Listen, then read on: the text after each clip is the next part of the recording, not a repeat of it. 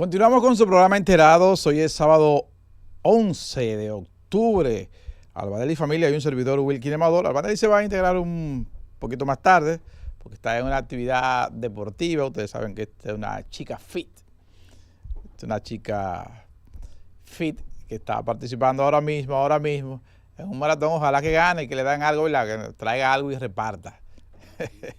Miren, ayer el Ministerio de la Vivienda y Edificaciones continuó con sus acciones orientadas a cerrar provisionalmente locales comerciales que no tengan la licencia de construcción o que representen sus estructuras algún nivel de peligro para la población que utiliza esos negocios, esos centros comerciales. Y ayer se produjo el cierre temporal de la discoteca Euforia, ubicada en la avenida Venezuela de Santo Domingo Oeste. Yo creo que todo el que está aquí, todo el que me está escuchando, ha oído de la existencia de esa discoteca, una discoteca muy popular, que van personalidades importantísimas. Euforia en la avenida Venezuela. El Ministerio de la Vivienda y Edificaciones dispuso su cierre temporal por carecer este local comercial de la licencia de construcción, pero además no tenía permisos para hacer unas remodelaciones que estaba haciendo. Específicamente, dice la información del Ministerio de la Vivienda que pese a las citaciones realizadas, los responsables del centro nocturno no comparecieron a las vistas fijadas, conforme se desprende de las actas levantadas por la Dirección Jurídica del Ministerio. Dijo que al verificarse la reapertura del local y el reinicio de actividades comerciales sin la debida autorización, se convocó nuevamente a los propietarios, quienes se comprometieron a regularizarse, pero sin haber completado ese proceso, promocionaron eventos artísticos con presencia masiva de público. Ante esta falta, el Viceministerio de Normas, Reglamentaciones y Tramitaciones emitió el acto administrativo MIVET VNRT AC 013-2025, ordenando la clausura preventiva del negocio. O sea que a estas personas, los dueños de esta discoteca, se les convocó y no pusieron caso a las recomendaciones del Ministerio de la Vivienda. Luego de reiterados llamados, entonces accedieron y se comprometieron a hacer cosas que no hicieron y en cambio promovieron actividades artísticas. Ustedes saben que allí se presentan orquestas, se presentan grupos de demboceros y se da una presencia masiva en este tipo de negocios. Entonces, yo pienso que un negocio de esta categoría debería poner atención a las normas de construcción y luego de lo que vivió el país con la discoteca Jet Set. De hecho, las acciones que ha adoptado el Ministerio de la Vivienda parece que son más activas, han arreciado en los últimos meses después de que ocurrió la desgracia de Jet Set. Entonces, es como para que los negocios de esta naturaleza y de cualquier índole puedan ponerse a tono con las normas de construcción, porque esto va a hablar bien del negocio, pero también representa mecanismos de seguridad, garantías para el usuario de estos espacios. Luego de comprobar que en el lugar se realizaban trabajos de remodelación sin supervisión ni permisos válidos. ¿Qué le cuesta a un negocio como esto? De hecho, los ingenieros que a menos que no lo estuvieran haciendo con un maestro constructor de eso de patio, pero los ingenieros saben cuáles son los procedimientos legales que tienen que adoptar para hacer remodelaciones, hacer cambios a las estructuras, para hacer edificaciones de cualquier índole. Entonces, no sé por qué se arriesgan a que ocurra esto, a menos que no sea como en el mundo, como lo que ha venido pasando en el mundo del urbano, que hacen cosas para sonar y para que los medios de comunicación se hagan eco de situaciones y el nombre suena así, aunque suena de manera negativa en esta ocasión.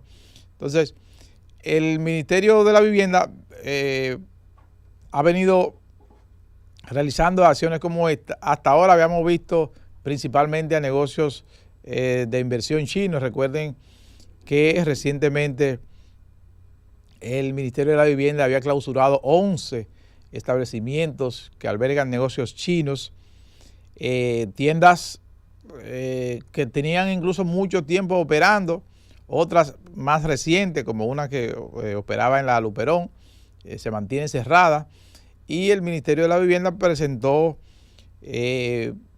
fotografías, imágenes de situaciones estructurales que pudieran comprometer de alguna forma la seguridad de los que utilizan esos locales comerciales para ir a abastecerse de cualquier producto y también para la empleomanía. Entonces, el Ministerio de la Vivienda parece que se ha puesto la pila con esto, y lo que hay que tratar de alguna forma de que estas advertencias ocurran antes. No esperar que un negocio comience a operar para usted decirle que usted tiene debilidades en sus estructuras. Yo pienso que lo correcto es que haya una supervisión durante el proceso de construcción de estas edificaciones. Me tienes a Ramón Luna ya desde Londres a través de Zoom. Buenos días, Ramón. Buen día, Wilkin. Buen día. Un placer. ¿Cómo está el clima por allá? Está estupendo. Estamos teniendo un otoño seco, con días pasados. Una maravilla. Imagínate, 18, 20 grados, soleado, sin mucho viento. Es un trozo de paraíso lo que tenemos en este momento. Aquí el calor en la capital, sofocante. De hecho, el Instituto de Meteorología está anunciando más calor para hoy. Pero en nuestras zonas de montaña la gente puede ir a disfrutarla porque el clima se torna bastante fresco durante el día y la noche. Principalmente en Constanza, Ocoa, Jarabacoa, algunas zonas de San Juan. O sea que aquí se da un poquito de todo. Ramón. Sí, somos geográficamente por la orografía sí. de la isla, ¿no? Somos una bendición en la que se pueden producir diferentes microclimas a lo largo de todo el año. La mejor descripción de la maravilla que es geográficamente hablando la República Dominicana, ese verso de don Pedro Mir, un país en el mundo en el mismo trayecto del sol. Es una maravilla, es una maravilla. Así es. Al principio del programa, Ramón comentaba de la disposición del Ministerio de la Vivienda de cerrar la discoteca, la famosa discoteca Euforia en la avenida Venezuela, porque carecían de permiso, de licencia de construcción, principalmente por unas remodelaciones que se había sometido el local, y la supervisión determinó que no contaban con la licencia para hacer esas operaciones. La discoteca Euforia se suma ahora a los otros 11 negocios que ha cerrado en los últimos días el Ministerio de la Vivienda y Edificaciones. Por ejemplo, entre los negocios chinos cerrados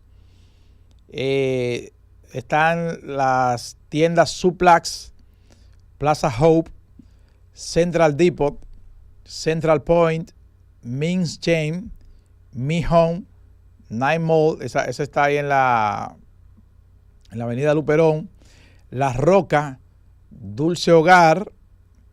Bueno, la que está en la avenida Luperón es Dulce Hogar y esta Mi Home está en el kilómetro 9, me parece que es. Shopping Center New World, STD Mall y Yo Me, entre otras. Pero ahí en la avenida Luperón hay otra cerrada, pero que está en construcción, una edificación enorme que se está haciendo ahí.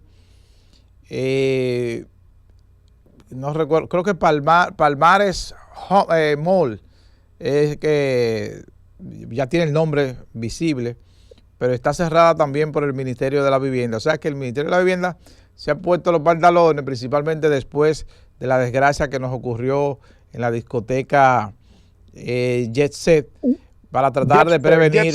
Exactamente. Mira, Wilkin, y al público que nos sigue, revertir esa cultura de desorden, esa cultura en donde no la supervisión, los protocolos, los procedimientos no se siguen de manera rigurosa.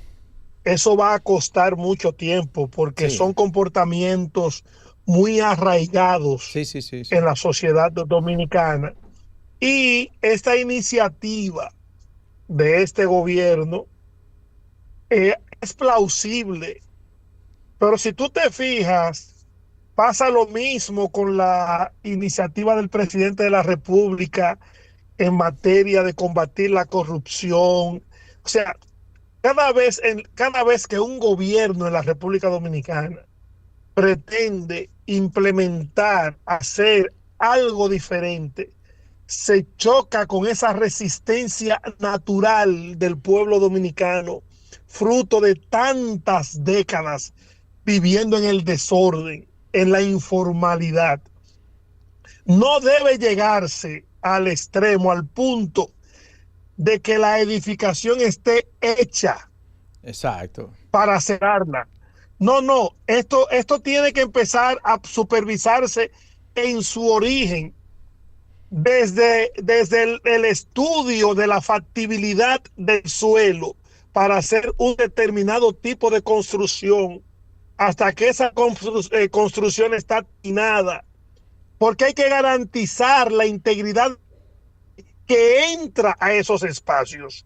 Y eso tiene que ser tan riguroso para construcciones en el sector privado como para las que hace el gobierno y son parte de lo público. Eso hay que hacerlo con las escuelas, eso hay que hacerlo con los hospitales, eso hay que hacerlo con los puentes, eso hay que hacerlo con las carreteras. La gente no sabe el riesgo, el peligro que representa el simple hecho de que una carretera no esté bien señalizada. Es así, es así. El simple hecho de que una señal en una carretera no esté bien orientada o no esté lo suficientemente clara puede ser la causa de que alguien tenga un accidente y pierda la vida. Es así. Entonces, ojalá que está haciendo el Ministerio de la Vivienda y el presidente quiere hacer.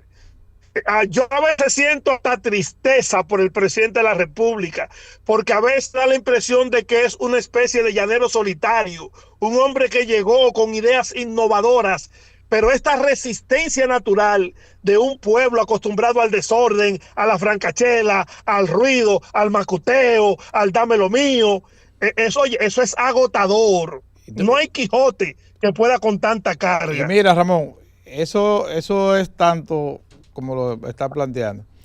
La seguridad en nuestras carreteras, yo vengo diciendo desde hace mucho que si somos un país que aspira a que nos visite más de un turista por habitante cada año, nosotros tenemos que llevar seguridad a nuestras carreteras, porque el turista, el que viene de Londres, necesita sentir que cuando se traslada por nuestras carreteras, lo hace en una vía con los mismos niveles o parecidos de seguridad que las calles de Londres. Entonces yo lo vengo diciendo hace mucho tiempo, porque en nuestras zonas turísticas se están produciendo demasiados accidentes y tiene muchas veces que ver con cómo están construidas nuestras carreteras, con la falta de señalización adecuada, con la falta de vigilancia y con los cruces improvisados. Todo el que tiene un ventorrillo quiere poner, quiere hacer un cruce frente a su ventorrillo en la carretera. En la carretera Duarte, que se está ampliando, una carretera de 4 carriles está siendo reconstruida para llevarla a 6 carriles, 3 en ambos sentidos. Ha habido quemadera de gomas en comunidades porque ellos quieren que le dejen su cruce.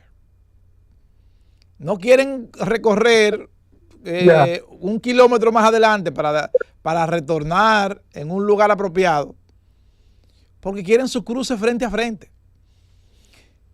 Entonces, la seguridad tiene que abarcarlo todo. No es solamente la vigilancia policial en los barrios por los robos. No es solamente prevenir los hechos de violencia. También la seguridad incluye el desplazamiento por las vías. Y aquí carecemos de un plan en ese sentido, y donde se ha tratado como la carretera Duarte, de eliminar los cruces, hay comunidades que se han alzado quemando gomas y cerrando las vías y tirando piedras porque quieren su cruce frente a frente. Ahí en La Vega, en el cruce de Santo Cerro, ahí va a ocurrir una desgracia. Ahí ampliaron la vía, ya en esa parte está ampliada a 6 carriles, 3 en ambos sentidos, pero han dejado el cruce del Santo, que va hacia el Santo Cerro, y eso es un peligro terrible ahí. Ahí tú te encuentras patanas atravesadas con doble cola a toda hora del día. Es una carretera que se supone rápido. Entonces, fíjate, mira, eso que tú dices tiene un que nadie en Santo Domingo se ha sentado a estimar. Por ejemplo, el hecho de que no haya esos niveles de seguridad cuando tú sales de los establecimientos hosteleros obliga a que la oferta turística sea mayoritariamente de paquete. Sí, el turista que llega al hotel y se te pasa 5 días encerrado consumiendo. Eso impide que parte de los beneficios del turismo llegue a los barrios de la periferia, porque el turista no sale. ¿Tú me entiendes? Entonces, ¿qué está sucediendo con esto? Que la falta de recursos, o sea, ese recurso que no llega al entorno, a la periferia, ha convertido los centros turísticos en hoteles de 5 estrellas rodeados de marginalidad, una estrella. El turista no puede salir por el tema de la seguridad vial. Está el tema también de la delincuencia. Claro. Está el tema de la sanidad, o sea, lo que un turista come en la calle. Estos puestos de venta de comida ambulante, sin ningún tipo de supervisión, sin ningún tipo de seguimiento, eso es un peligro. Eso es un peligro. Si nosotros queremos un turismo como el turismo que se practica en Francia, que se practica en Bien, parece que estamos perdiendo a Ramón Luna, que está vía Zoom desde Londres. Parece que se le fue su conexión. ¿Está ahí, Ramón? No está. Parece que estamos perdiendo su conexión. Ramón, revisa tu conexión porque está intermitente. Pero ciertamente, como decías, Ramón, nosotros, aquí hay una aspiración de muchas comunidades de que el turismo se diversifique.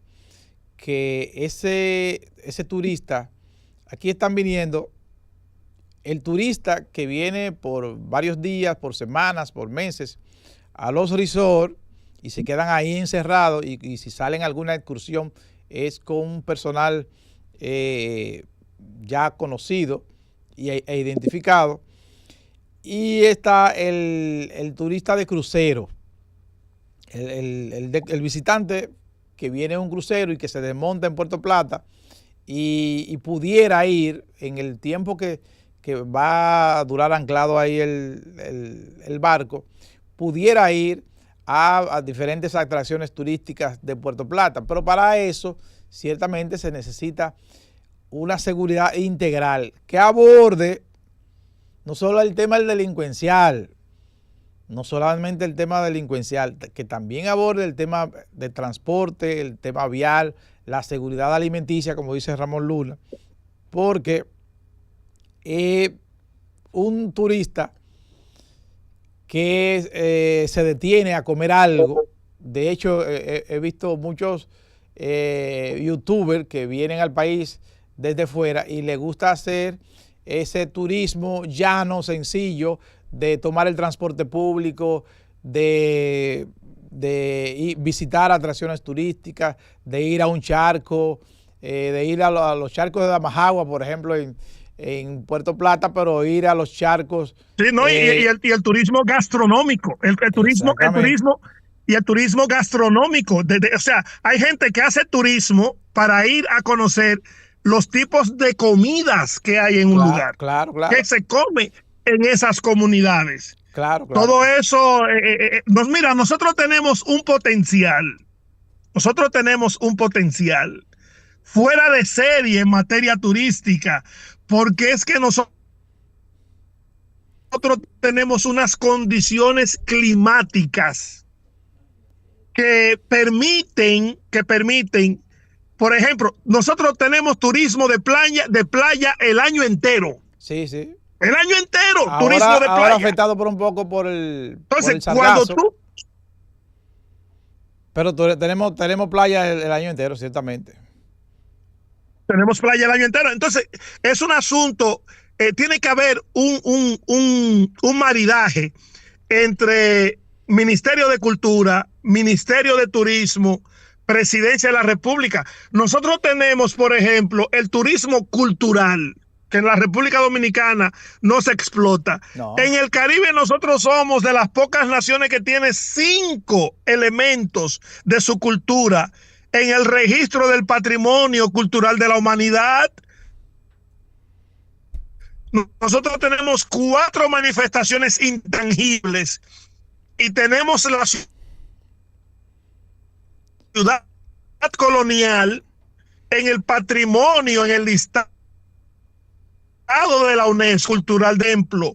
Una visita a un teatro danzante Guloya en San Pedro de Macorís dentro de la oferta turística, o una visita a los congos del Espíritu Santo de Villamella como un atractivo turístico, y así sucesivamente. El tema del merengue, de la bachata, que somos posiblemente el único país que tiene 2 géneros musicales declarados Patrimonio de la Humanidad.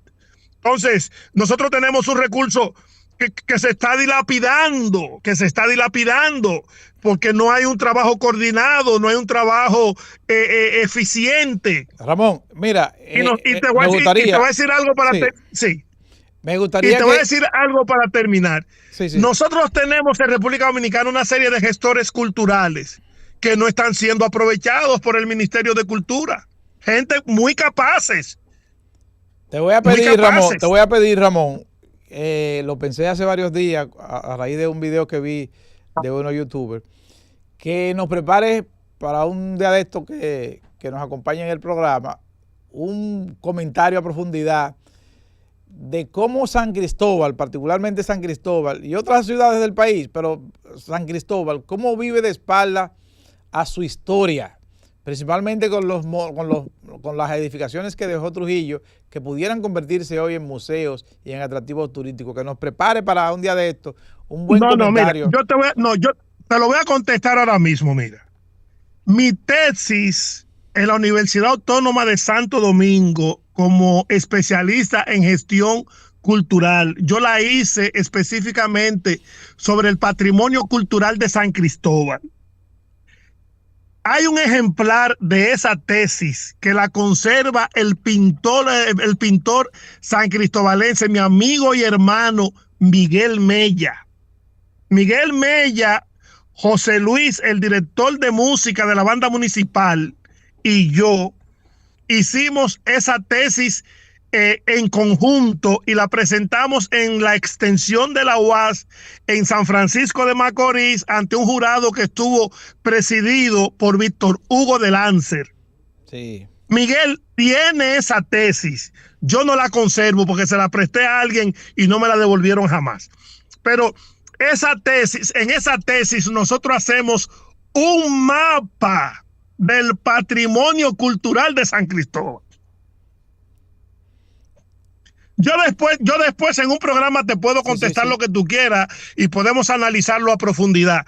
Pero esa tesis que nosotros hicimos es un documento que a lo mejor haya que actualizarlo, mejorarlo un poco, revisarlo.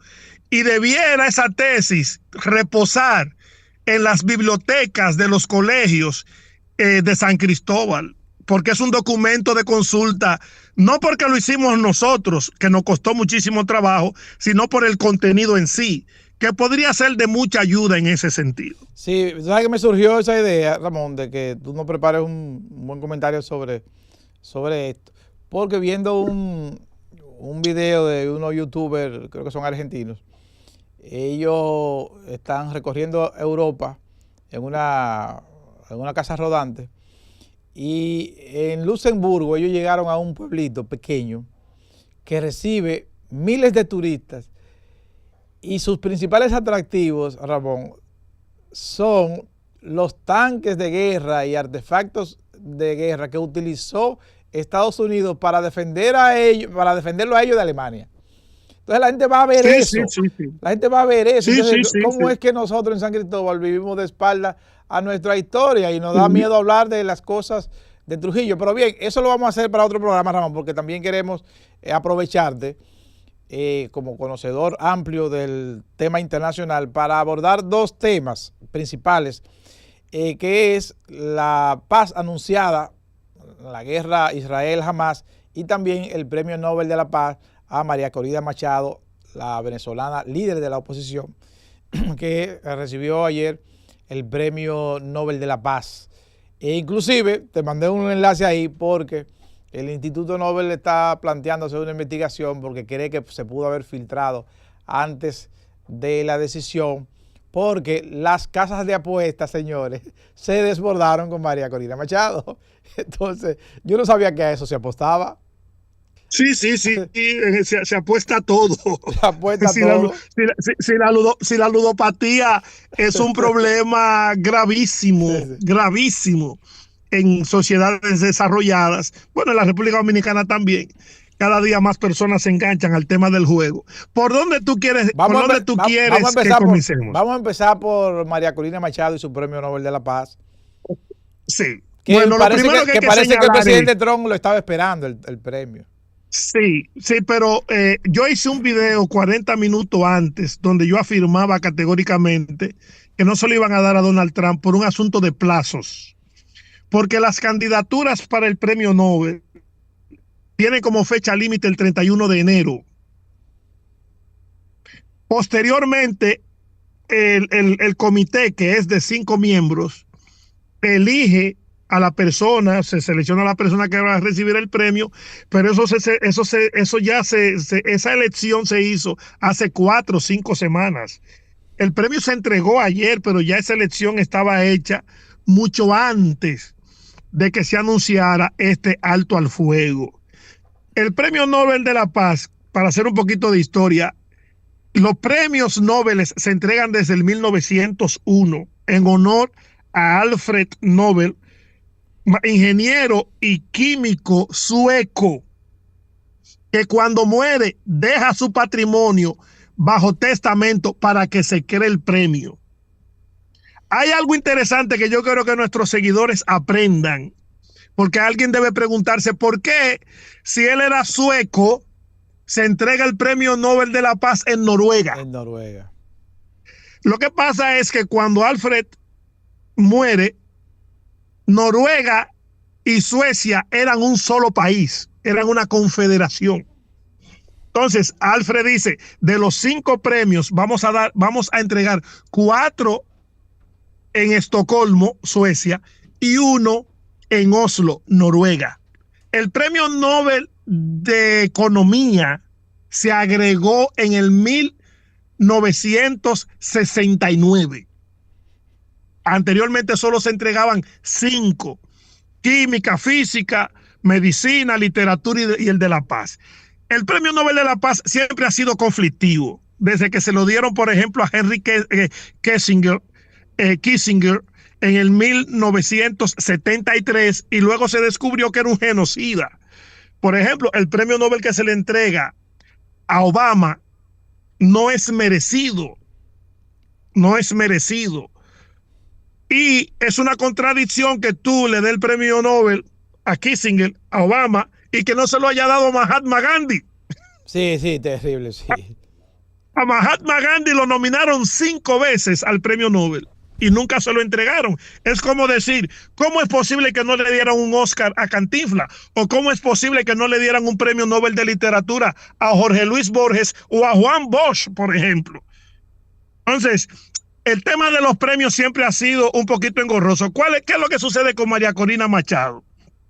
Que ella es un activo político en una situación incómoda, porque la solución a la salida del chavismo y de Maduro de Venezuela, lógicamente todo indica que tiene que venir desde afuera, lo que implicaría la injerencia de un gobierno extranjero. Y le cuesta mucho a un premio Nobel de la Paz alinearse con la tesis de que algún país extranjero como Estados Unidos intervenga en Venezuela para derrocar a Maduro. Entonces, ella está en una situación incómoda también por el hecho de que Venezuela es una ciudad, Venezuela es un país totalmente dividido, muy fragmentado, sí, sí, entre el chavismo y quienes propugnan por un cambio de gobierno. Entonces, esa fricción, si tú te vas, por ejemplo, a los comentarios que ha generado la entrega del premio, te vas a chocar con miles de comentarios de venezolanos que desprecian que se lo hayan dado a María Corina, y te vas a chocar con miles de comentarios que lo aplauden. Eso simple y llanamente te refleja la división interna que hay en Venezuela, cuando este debió ser un premio del que toda la nación se sintiera orgullosa. Así es, Ramón. Donald Trump no puede ganar el premio Nobel, porque Donald Trump es un belicista. Donald Trump es racista. Donald Trump es un hombre que maltrata de manera desconsiderada a minorías como los latinos, los homosexuales, los transexuales. Entonces, una persona con esa cultura de violencia no es merecedor del Premio Nobel de la Paz. Así es. Estamos con Ramón Luna desde Londres, quien nos ha estado analizando el tema internacional. Ramón, decir en complemento con el tema que abordaba antes de la pausa, que además de María Corina Machado, que recibe el Premio Nobel de la Paz este año 2025, latinoamericanos que han recibido ese galardón son Carlos Saavedra Lamas, de Argentina, en 1936, también Adolfo Pérez Esquivel, Argentina, en 1980, Alfonso García Robles, México, en 1982, Oscar Arias Sánchez, Costa Rica, 1987, Rigoberta Menchú, de Guatemala, en 1992, Juan Manuel Santos, expresidente de Colombia, 2016. Esos son los latinoamericanos que han recibido el Premio Nobel de la Paz. María Corina Machado, el argumento del instituto para conceder este galardón ha sido por su incansable trabajo de promoción de los derechos democráticos para el pueblo de Venezuela y por su lucha para lograr una transición justa y pacífica de la dictadura de la democracia. Pero vamos a abordar el segundo tema, Ramón, el segundo tema internacional, que tiene que ver con el acuerdo de paz anunciado por el presidente Trump y confirmado por el gobierno de Israel, que pondría fin a la guerra en Gaza, que se suscitó a partir de los atentados del 7 de octubre del 2022, del 2023, de Hamas en territorio israelí. ¿Qué tú crees de este acuerdo? Si va a ser duradero, si aquí de una vez terminan los problemas. Bueno, antes de entrar en Hamas, ya para concluir con el premio Nobel va dotado de $1 millón. Cae bien, ¿eh? Ya. Sí. Le van a dar $1 millón a María Corina, 11 millones de coronas suecas, el dinero de Suecia. Y ya para terminar, recientemente Estados Unidos le retiró el visado a Oscar Arias, Premio Nobel de la Paz, costarricense, qué cosa, por sus críticas a la gestión del presidente Trump. Bien, entrando en lo que tiene que ver con Hamas y el tema de Israel y Palestina, cualquier iniciativa que detenga esta carnicería es bienvenida.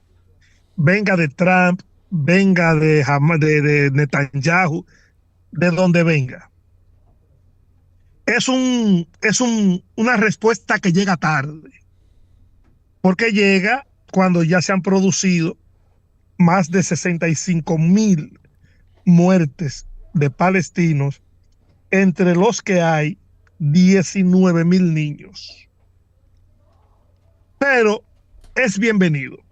Ahora, una cosa es un plan de paz y otra cosa es un alto al fuego. Aquí hay un alto al fuego. Que ese alto al fuego se traduzca con el paso del tiempo, se convierta en un plan de paz duradero, eso es lo que tiene a todo el mundo en ascuas. Va a depender ahí de las partes.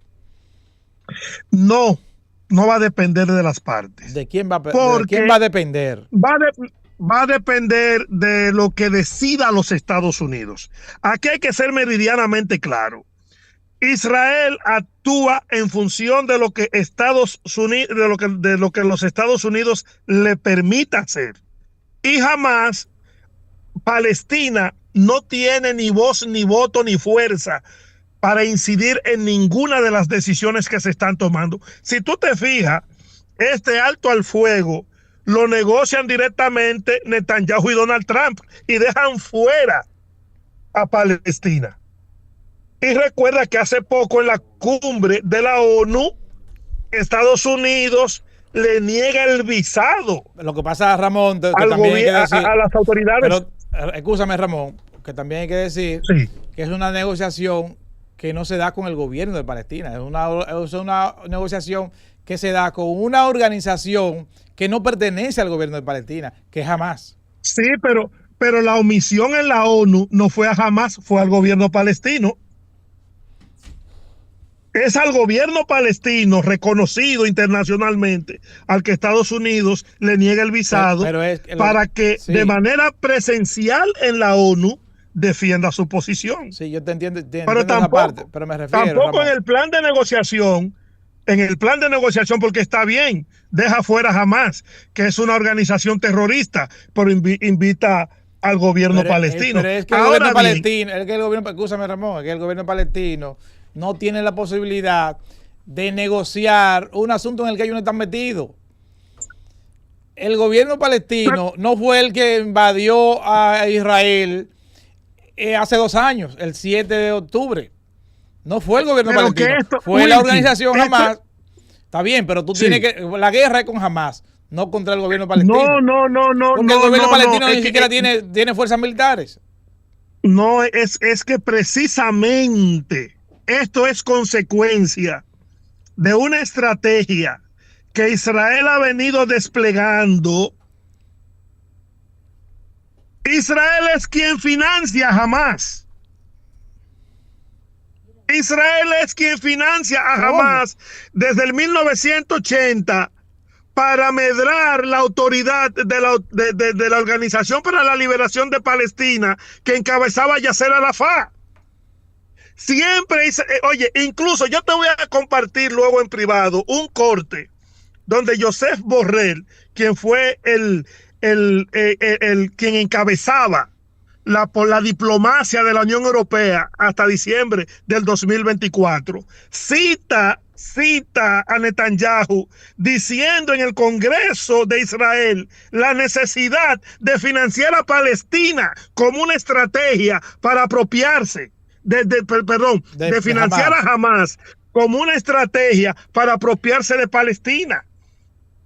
Hamas es el instrumento que ha creado Israel para conseguir el desconocimiento del gobierno palestino y para impedir la única solución posible, que es la creación de los dos estados.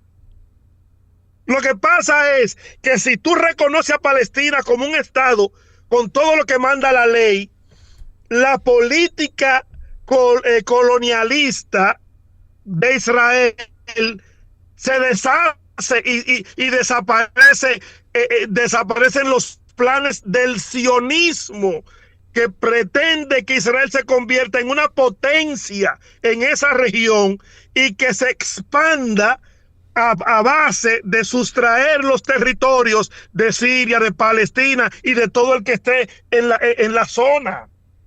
Hamas es un pretexto de Israel, señores.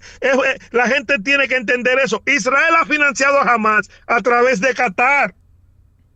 ¿Tú te crees que hay alguien con 2 dedos de cerebro que se trague el cuento de que Hamas planificó lo del 7 de octubre? No, eso lo planificó Irán. Irán lo planificó eso, Ramón. Y lo financió. Tú vas a decir que lo planificó Israel para hacerse un harakiri. Para matar más de 200 personas. No, pero Dios. Bueno, muy buenos días, Ramón. Llegó Albanelli. Buen día, muy buenos días, Ramón. Buen día, Albanelli. Escuchándote. Buen día.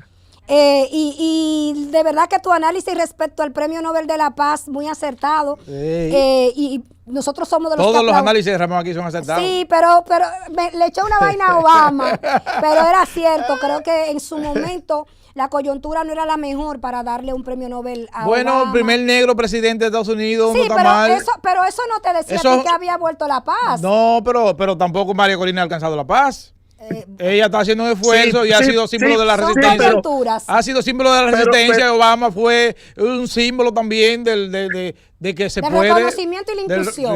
Pero ven acá. Pero no te me desvíes, que me quiere arruinar el tema de Hamas. Déjame saludar a los oyentes de Enterados y a los televidentes y decir que me integré un poquito más tarde porque estaba corriendo con la gente de Samsung y Víctor Gómez Nieto, que es el embajador de Samsung, y de verdad que fue una actividad muy chula donde mucha gente fue a ejercitarse por la salud. De verdad que muy bueno. Entonces, Ramón. ¿Pero y ganaste el maratón? Lo hice en 36.